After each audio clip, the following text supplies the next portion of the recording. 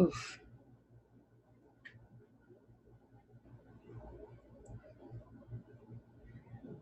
Press record. Let's see. Okay. Hello, everyone, and welcome back to my channel.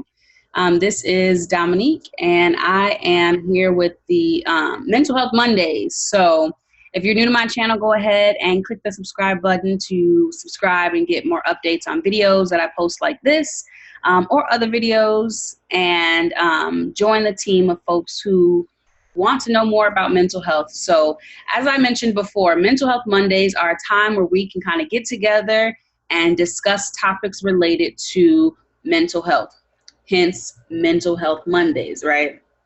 So we're going to discuss topics related to mental health, and we have a variety of topics, a variety of guests from all over the place with all different types of backgrounds, and they are going to share their experiences, both the good and bad, and we're all going to learn how to become the best versions of ourselves together, okay? All right. So today I am joined with licensed professional counselor, Shaquita Glenn. She's like, Shaquita Glenn, and Shaquita is a business owner who owns a service, but it's a counseling service called Liberated Minds Counseling and Consulting out of Milwaukee, Wisconsin. And so I'll let her share a little bit about herself, and then we're going to get into the topic. Oh gosh, thanks for the invitation, Dominique. So yeah, Liberated Minds is pretty much so obviously I am a counselor and I do a lot of consulting, but essentially like my plan is to change the face of mental health. It's meant to like normalize mental health so that people feel okay asking for help. People feel okay, just being transparent with where they are within their mental wellness journey. So Yeah. in a nutshell, those are services that I offer. I mean, I do a lot of one-on-one counseling, group therapy, consulting with different organizations, things of that nature. Yeah. Yeah. Yeah. Consulting with different organizations. I like that. So you're like Mm-hmm. a business woman. Mm-hmm. We can say that. We can say that. A business woman. Shaquita Yeah. also happens to be my sister, y'all. Uh-huh. So, I was and waiting so, for that part, okay? That and, part. Yes. right. And so greatness runs in the family. Greatness runs in the family. And so Yeah. she's my older sister. And so I Mm-hmm. enjoy learning from her. And I can't wait to just dive into this topic so you guys can hear the wisdom that she comes and she brings. Okay. And so Mm-hmm. today, so today our topic is minorities and mental health. Minorities and mental health. And so, Quita, I'm going to just start off with a couple of questions that I Yep. think I have been wondering, maybe some of you viewers have been wondering. People have asked me to talk about these things on the channel. So just a Mm-hmm. few different things. And so I just have questions for you. And so can you tell us what population of people you currently service right now? Yep. So as a psychotherapist, I work for an organization, a psychiatric hospital here in Milwaukee, and I'm pretty much serving people ages 18 and over with their psychiatric needs. So, giving group therapy, talking about life skills, coping skills, different ways for them to actually regulate their emotions, just looking at different ways that they can to be better versions of themselves. So Mm-hmm. they come to us for like day treatment. So that's what I'm doing like 9 to 5. And then after hours is when I'm actually doing consulting work, and then seeing people individually. Oh, okay. Okay. Yep. And so, like, what's your demographic of people that you service? I'm from, well, I guess after the corporate position, Yeah. it's pretty much it's still people primarily ages 18 and over, people who suffering from depression, anxiety, suicidal ideation, Mm-hmm. men and women, Mm-hmm. people who's literally wanting to get back on track in life. So Mm-hmm. literally people with a variety of needs Okay. who's seeking help. Okay. Wait, Hmm. do me a favor. Turn your camera like this to the side. Okay. Woohoo! Is that better? That is better. Okay. It's better for me. I like the side view sometimes. Okay. No, that's Um, fine. Okay. And so I think when I was asking about the demographics, I was more so asking about like the racial demographics that you see. Got it. Thanks for the clarification. So mainly Black and brown adults. Mm. I do have some white clients too, if they're open, to the services that I do provide. But for the most part, the people that I am targeting are Black and brown adults. Okay. I'm looking to help minority people. Okay. And so Hmm. what makes like that population unique? Like what's unique about that population of people? Because I think that mental health, we get this one term to describe so many things in a bag, but Hmm. there are so many unique treatments, so many unique people in the world. So of course there's so many unique things. And so the population that you serve is unique, but for what reason? Why are they unique? Why do you think so? I would actually say because they're open to having the authentic conversations. When it comes to like racial anxiety, for example, that's a real thing that we talk about. That's a real thing that minority people deal with on a daily basis. What's racial? What did you say? What term you say? So, racial anxiety, Okay. you think about people having anxiety, right? Like their heart gets to racing, they start sweating, they literally start getting nervous, being in like social situations, for example. The racial part is added when they're interacting with non-minority people. Okay. Mm, So if they're interacting with white people, and due to like oppressive factors, right. like historically for minority people, they might find themselves experiencing racial anxiety because they don't know how they're going to be perceived from white people. They don't know if they are going to be discriminated upon from white people. Right. They don't know if they're going to be targeted. There's so many thoughts that people are having when it comes to certain interactions. They literally get anxiety. They find themselves not using their actual voice, right? They Wow. might, yep, I Oh, mean, oh, oh! I know what you're talking about. So like the oh my gosh, that girl, that kind of thing, or something is well, something different. no, so yes, it can be that for sure. Okay. Yep. I think about I went out to dinner with a really good guy friend of mine, years ago, and this is a very powerful businessman. We were out to dinner together, and he went to speak to the white waitress, and you literally seen him shrinking himself to Mm, interact with her, so mm, that this white woman is not feeling threatened, so mm. that she is not feeling, in any way like, oh gosh, this black man is talking to me. So Yeah. I mean, it's one thing to be polite, and he's always polite, but he literally, like visibly, you could see himself like shrinking, and he was asking his question. I'm like, wow, that is a part of racial anxiety. Wow. Racial anxiety can also be if you're in a work meeting and you feel as if they're not going to hear your voice, right? Like they're not going to hear your idea. They're not going to find you to be credible. So you literally just kind of sit there in a corner like, gosh, they Wow. don't really care about what I have to say, anyway. Wow. But again, even as you're having these thoughts, you're having the physiological symptoms of Mm-hmm. anxiety too. You understand? Mm-hmm. So that's those are examples of Wow. racial anxiety. I didn't even know that was a Hmm. word or like a phrase. I didn't even know that was a thing. Like racial Hmm. anxiety. I didn't even know that that was a thing. Yeah, unfortunately. Well, I've experienced that myself, but I've also seen other minorities experience it themselves. I even think about like the Asian American population as they, Hmm. come to America or were born in America, the Mexican American population, and how we Hmm. respond differently to things as we walk through. We just respond differently to things, but I think we all kind of have a thread where we can identify like a racial anxiety that we've experienced and how we then cope with that. Like, Uh-huh. how does one cope with racial anxiety? Do they continue, like you said, you're Exactly. shrinking? Do we continue shrinking, or do we actually stand up? And what does that look like in the workplace to kind of, stand up? Yeah, those are good questions. I think it really depends on who you're talking about. So, Mm-hmm. for example, I used to do a lot of work with teenagers, Mm-hmm. and teenagers, especially our boys, they also have racial anxiety. So, within the city of Milwaukee, we have a lot of disparities, with black and brown boys and like authority figures, for example. So let's just say if this young man is driving a vehicle and he has his license plate is legit, he's good. Mm-hmm. But if he sees the police pull up anywhere Right. behind him in the Right. vicinity of where he's at, Right. he literally starts tripping, okay? And so with that particular age group, they might not shriek like, some of us might in like professional settings or whatever. They might actually, want to stand up to be a bit more tougher Mm-hmm. than what they actually are, because for them it's a defense mechanism. Yeah. They're frightened, like they are so afraid.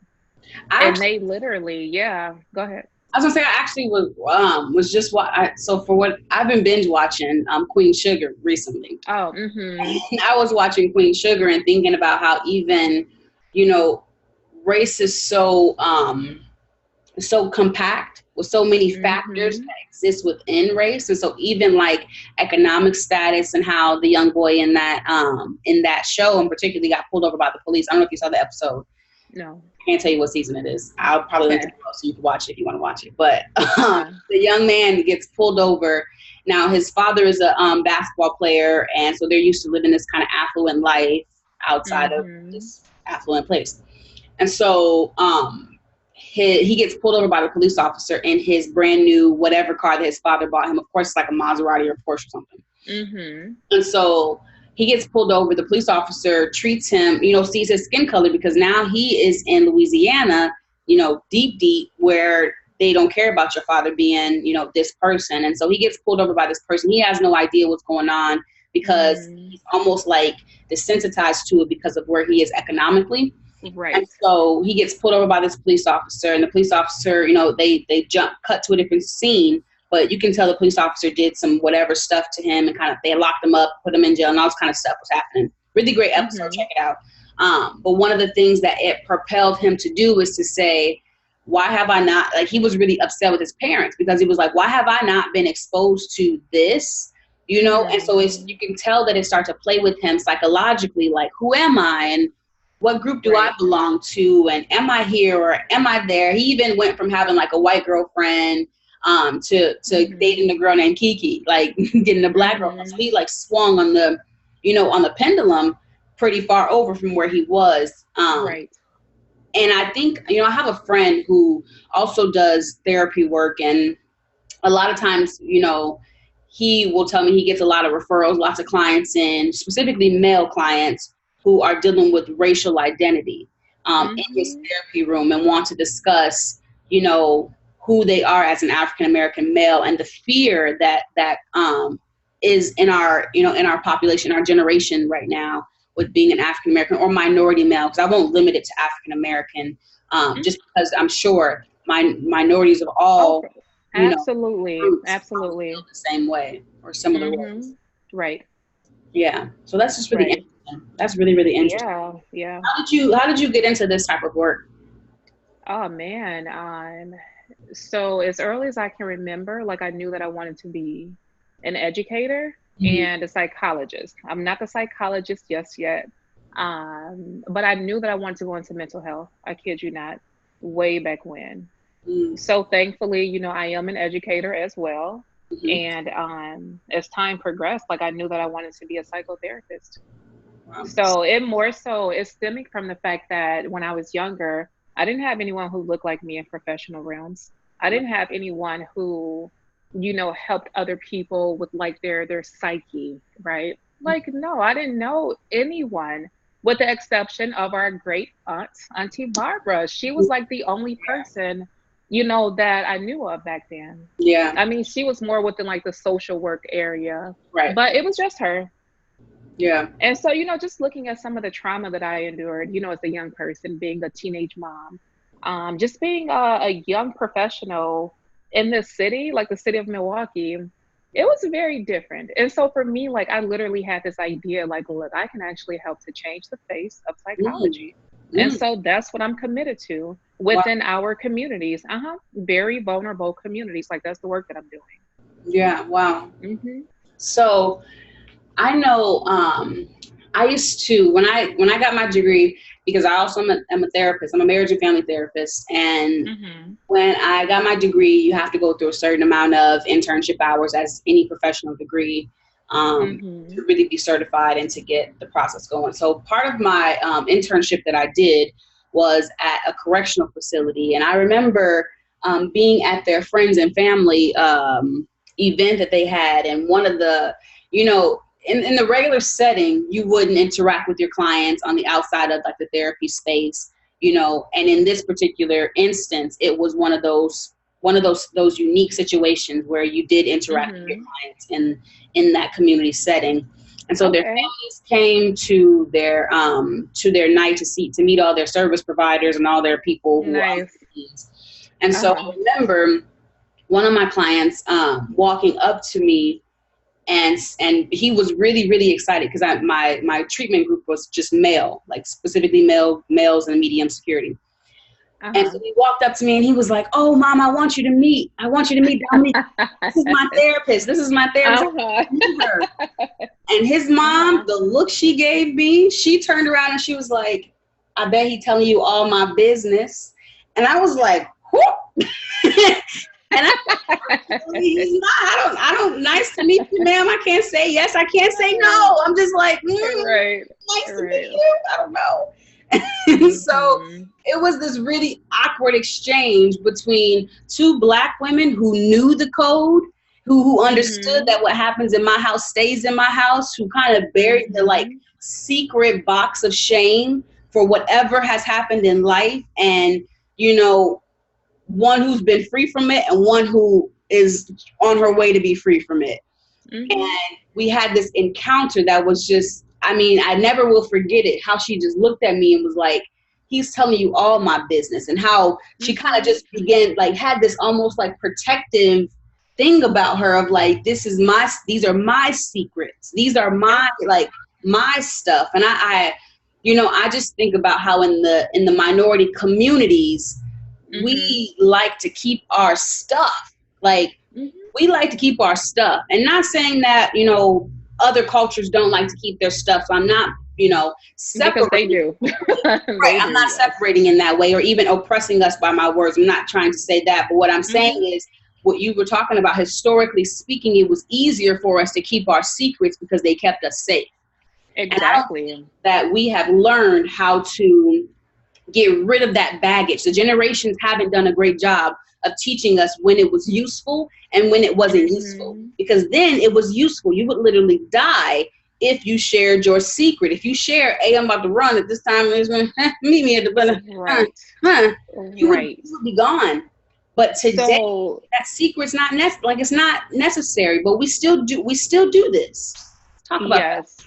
Yep. So you bring up a valid point. I can imagine that this mom that you met, she does have like her own, like you said, like, generations, right? Of being taught certain things. Right. And yes, it still is for safety for us. I think a part of that is because if you think about any professional area, whether it's with different teachers or, helping professionals, doctors, whomever, a lot of those people did not look like us. And not to say that we can only get help from people who look like us. However, a lot of people are not culturally sensitive enough to actually understand, what you went through and to not judge you upon that. Right. Like, these are still necessary topics that I have to talk about. Yeah. Like, these are different things that I am still talking about with other professional people. Okay. I am still reminding them, like, hey, we might want to be a little careful with like language. We might want to be a little careful about, making certain jokes about people. And again, these are, educated people. So like, they're educated within one area, but not so much in other areas, And so I think a lot of times we still carry that safety net with us. And I think it's okay to an extent. I can imagine that like this mom that you met, she's probably also looking at you a certain way because of your age or your perceived age. Yes. Because again, like, your age is not really indicative of what, these helping professionals normally look like. Whenever people think about a family and marriage and family therapist, they're probably thinking about a person who's like 45 plus. Right. Without so much melanin. And her name is not Dominique. Right. That is not her name. Right. I had an experience once where I went to, I had started a new internship experience because I held 3 of them at one given time. And Boss lady. I was at a prison for a part of it in one state. Uh-huh. Then I flew myself over to another state, not literally flew, but I was driving over to Right, another right. state to go work in an inner city community center. And then I flew back over to the other state to go work in like a rural school. Hmm. So in this school, in this suburban school, I remember walking in on the first day, and the receptionist lady, she looked at me and she was like, "Oh, you're waiting to see the therapist? Go sit over there. The therapist is coming. Go sit Uh-huh. over there." And I looked at her and I said, "I am the therapist. Ah! I am her who you speak of. I am her." Yes, I love that. And That it is was me on so meme, funny to see okay? her Like face. that. Oh yeah. It was so funny to see her face because she, like, her mouth dropped and she was like, Right. and she like literally gasped, like. And then all of my clients were white clients with extreme Yep. anxiety, extreme depression, and Yes. I was just treating my clients with love and care as I would treat my minority Absolutely. clients. It Absolutely. was just her and I did not get along. And Mm-hmm. I could imagine it was because she put me in a box and she wrapped me in a box. Immediately. Yes, and professionally, Yeah. that's what happens. Even in this profession, I've seen it where there are Mm-hmm. not a lot of minority practitioners who are in our field, and if they are, they're kind of like scattered and not really together as we could be. So Yeah. that's just my experience. But you made me think of that when you were just talking about this. Yeah. Yeah. Yeah. It's amazing what your experiences can do for you though, you know? Mhm. Hopefully for a lot of us, the experiences that we're having is not gonna, it's not gonna make us bitter. It's not going to keep us pigeonholed, within a certain area based upon the way that they might perceive us. Right. Like that's not our truth. So I think for a lot of us people of color rather, especially young people though, because I think we are actually changing this professional game out here on so many levels. I think we're defying odds. I think So so. I think that in itself is pretty cool. Pretty cool. Tell me why you think minorities are not as receptive to therapy. Why do you think? I mean, we talked about one of the things of like the secrets, but why else do you think minorities are not as receptive to therapy? I think there's a few significant reasons. I think the first being the fear of being misdiagnosed. Mm. I think about What does I that used mean? to work with so people, again, it comes down to like cultural differences, it comes down to environmental factors, it comes down to the socioeconomic status of some people and how they present. Okay. Right. So let's just say some of the teenagers that I used to work with the organization that I used to work with in particular, it was 53% of our youth that were diagnosed with ADHD. Okay. Yeah. Yeah. That's. Now, I did not serve 58 or 53% of these youth, but I can almost guarantee you that's not completely accurate. Right. Like, seriously. Right. I think that a lot of our teenagers, they they need more things to keep them interested in school, for example. They Right. need different ways of being taught. They need just like different methods to keep them involved with a lot of different things. They need different outlets to express anger, healthy, right? Like in a very healthy manner. But because they might be lacking with these things that I just mentioned, they might easily be diagnosed with ADHD Right. as opposed to depression, for example. Right. What if some of these boys are very, and some of them were, but what if they're depressed? Or PTSD. Their depression, yes, it looks different though. Yeah. Especially even looking at different genders, regardless of ethnicity, depression looks different for a girl, Mm-hmm. teenage girl versus a teenage boy. Yes. Okay. But I'm telling you, many, many times with that teenage boy, if he goes to see a psychiatrist, he might be diagnosed with ADHD Mm-hmm. as opposed to depression. Yeah. So you have a lot of people who's afraid of that, even adults. They're like, no, I don't want medication. And I'm like, that's fine. You don't have to get medication, not necessarily. Right. Right. You can go to talk therapy. Right. So I think there's just a lack of education, Yeah. when it comes to like mental health services. Yeah. I think that mental health services cost money.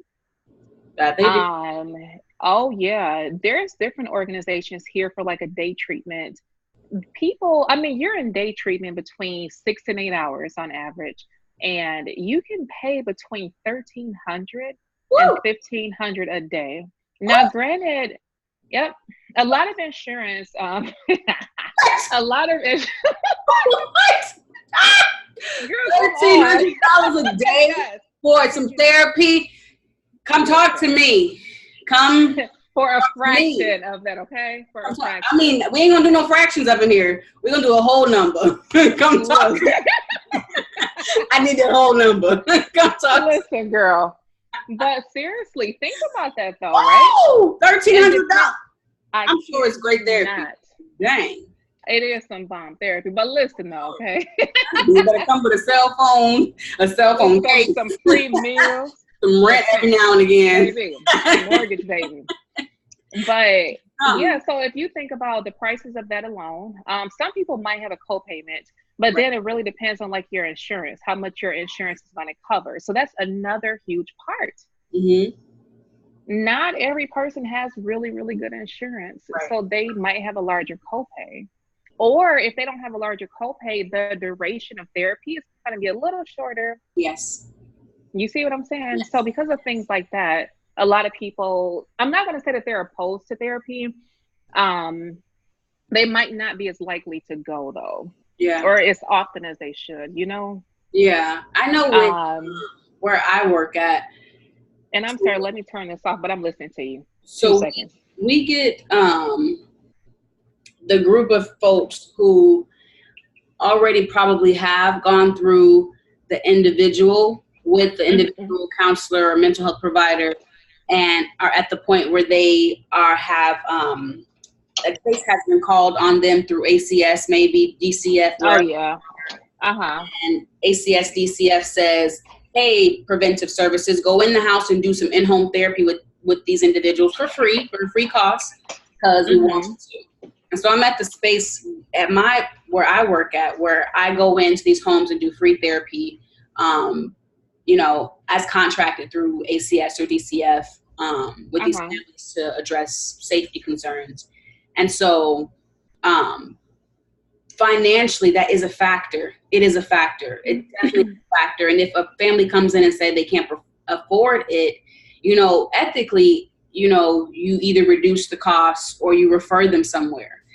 And a lot of times we're making these referrals and we're like, all right, well, there's a couple free services over by where you live. Like, go hit them free services, and so then these free services are jam packed. And so now they have maybe 5 clinicians seeing 75 clients, trying to balance a caseload. So now they're burnt out and not giving these clients the best possible care they can receive because they're stressed and they're, burnt out. And so the cycle just continues. And so we really have to do something. We have to make mental health a priority in our government and our systems, because it needs to be a priority for our, for people, for myself, for yourself, for people, Absolutely. Absolutely. No, you're right about that, Dominique. The last thing I was going to say in regards to people not seeking treatment. Yeah.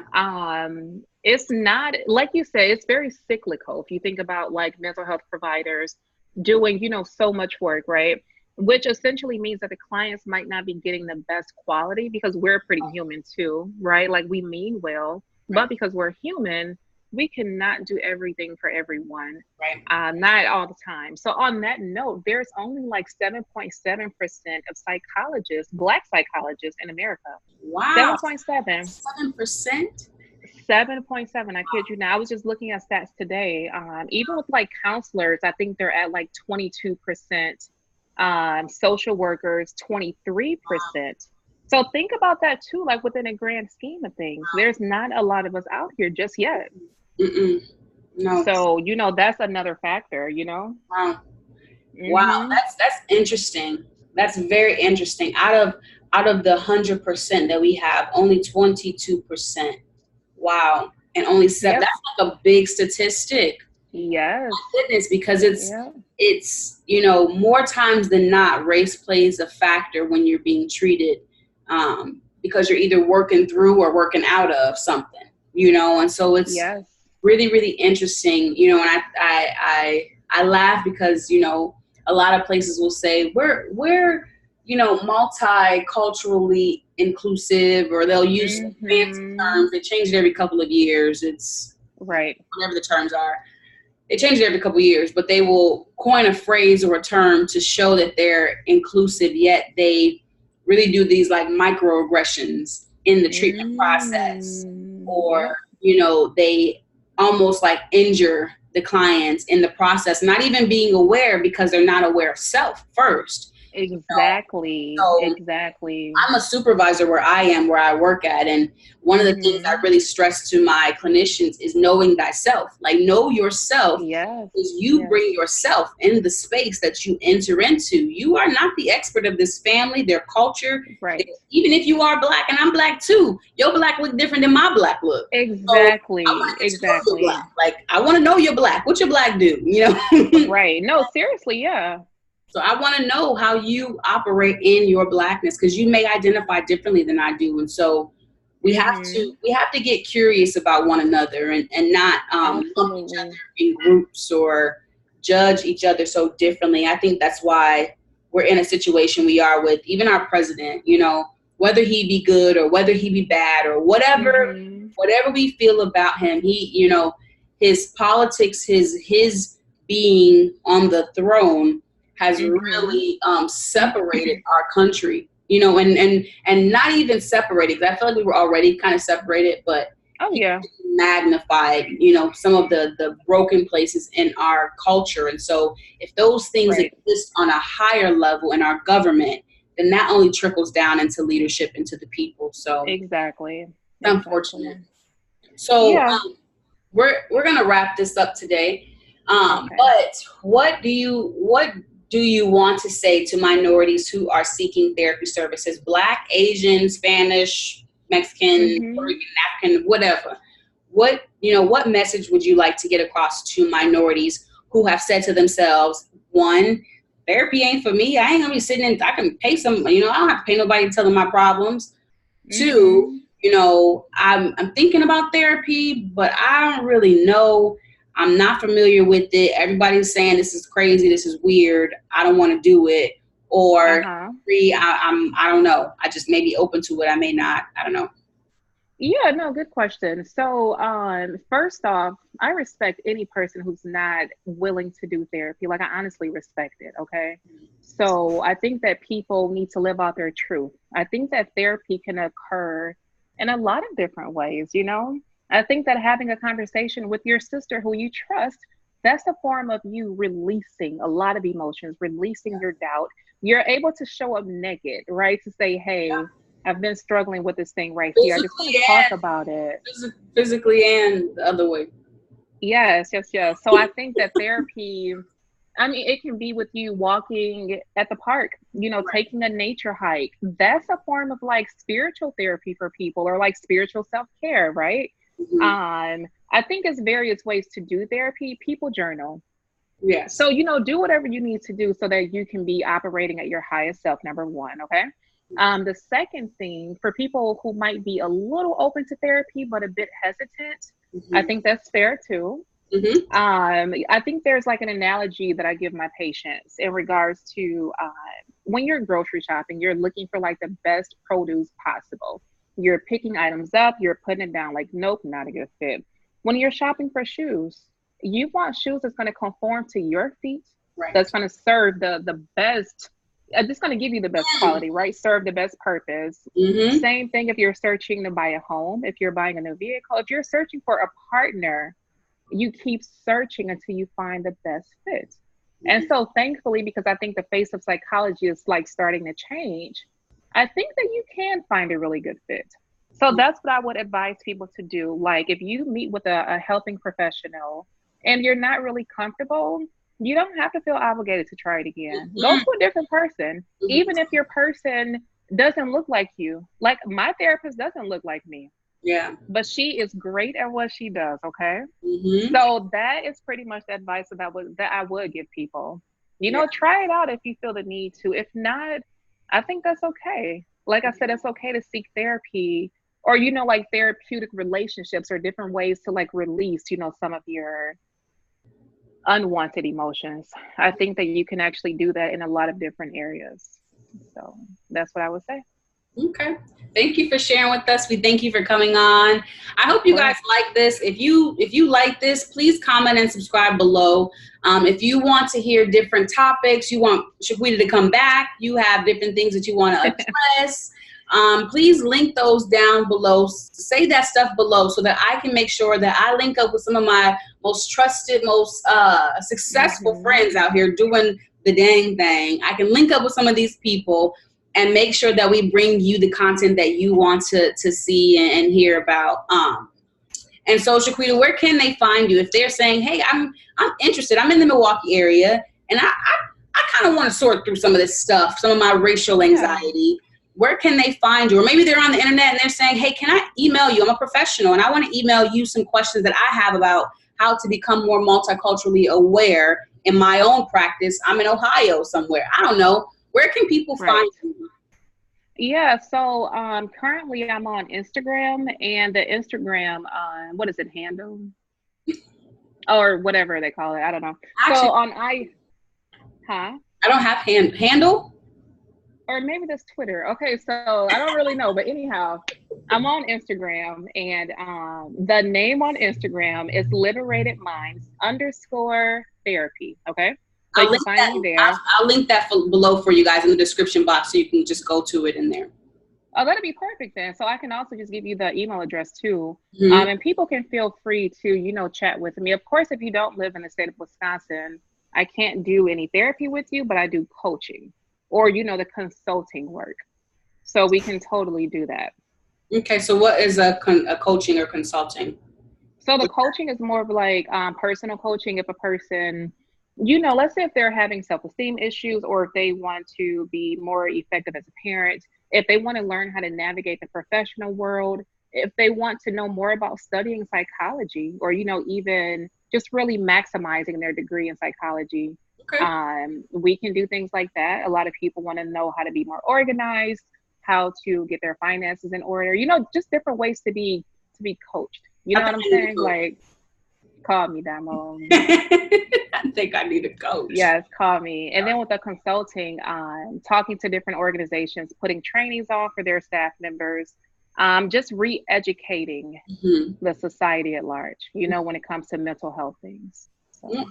Well, amen to that. So if you want to, Shaquita, I will link her information down below in the description box. Please reach out to her. She's a wonderful resource. Thank you. And we enjoyed you. Thank you for stopping by. Yeah, thank you, Dominique, and thank you all. Feel free to reach out. Okay. Goodbye, everyone. See you next week.